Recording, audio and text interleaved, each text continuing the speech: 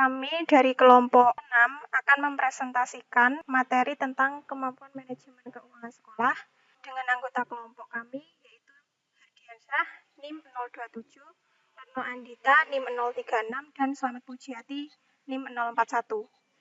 Materi pertama akan saya sampaikan sendiri. Pengertian keuangan sekolah.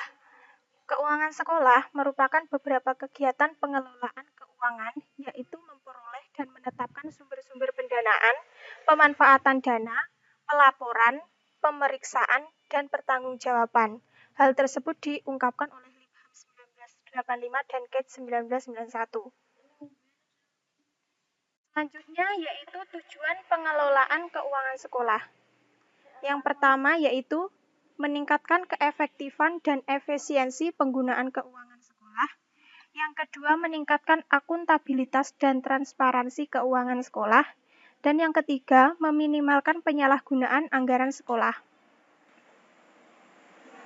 Ada 4 prinsip keuangan sekolah yang perlu kita perhatikan. Yang pertama yaitu transparansi. Yang kedua, akuntabilitas. Yang ketiga, keefektifan. Dan yang keempat, efisiensi. Yang selanjutnya yaitu sumber pendapatan sekolah dapat diperoleh dari dana pemerintah. Yang kedua dari dana masyarakat. Yang ketiga dana swadaya. Dan yang keempat dari sumber lain.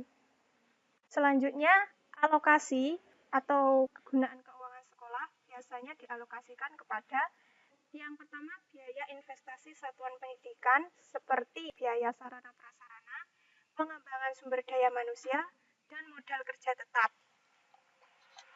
Yang kedua, biaya personal berupa biaya pendidikan yang harus dikeluarkan oleh peserta didik untuk bisa mengikuti proses pembelajaran secara teratur dan berkelanjutan. Dan yang ketiga yaitu biaya operasi satuan pendidikan berupa bahan atau alat habis pakai dan biaya operasi pendidikan tidak langsung. Untuk materi selanjutnya akan disampaikan oleh Mbak Puji. Untuk selanjutnya, alokasi biaya harus memperhatikan standar biaya dari Pemkep atau Pemkot. Pelaksanaan pengeluaran anggaran di sekolah disesuaikan dengan sumbernya, yaitu dana rutin, BOS, dana masyarakat, dana swadaya, dan sumber lain. Hal-hal yang perlu diperhatikan dalam pengelolaan keuangan, yang pertama hemat dan sesuai dengan kebutuhan. Yang kedua terarah dan terkendali sesuai dengan rencana.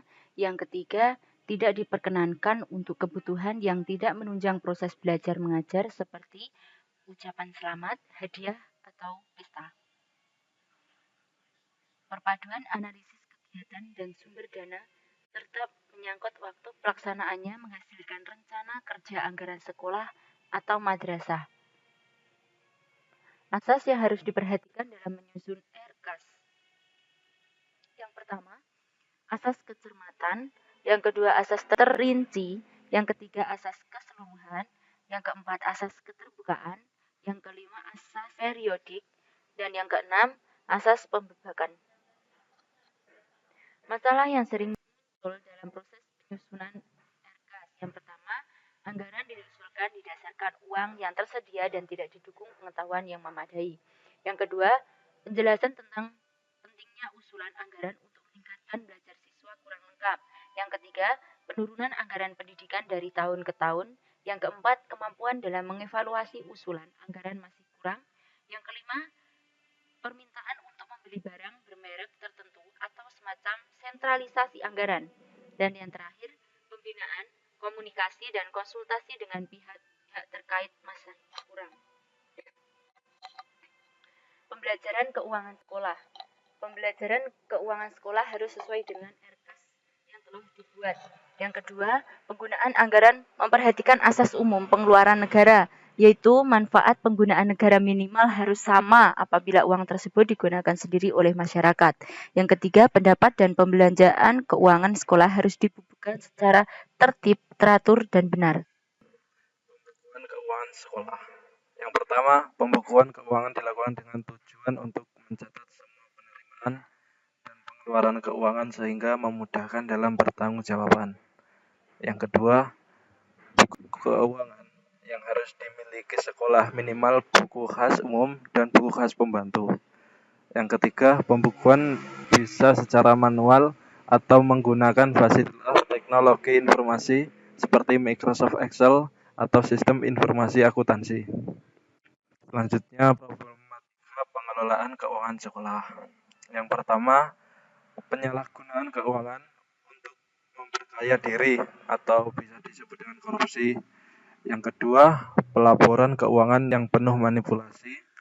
Yang ketiga, pembelajaran keuangan yang tidak tepat guna. Tujuan pengawasan keuangan. Yang pertama, pelaksanaan anggaran dapat berjalan sesuai dengan rencana yang telah digariskan. Yang kedua, pelaksanaan anggaran sesuai dengan peraturan instruksi atas asas yang ditentukan. Yang ketiga, kesulitan dan kelemahan pekerja dapat dicegah dan ditanggulangi atau setidaknya dapat dikurangi. Dan yang keempat, pelaksanaan tugas berjalan efisien, efektif, dan tepat pada waktunya. Demikian presentasi dari kelompok kami. Kurang lebihnya kami mohon maaf. Billahi taufiq wal hidayah. Wassalamualaikum.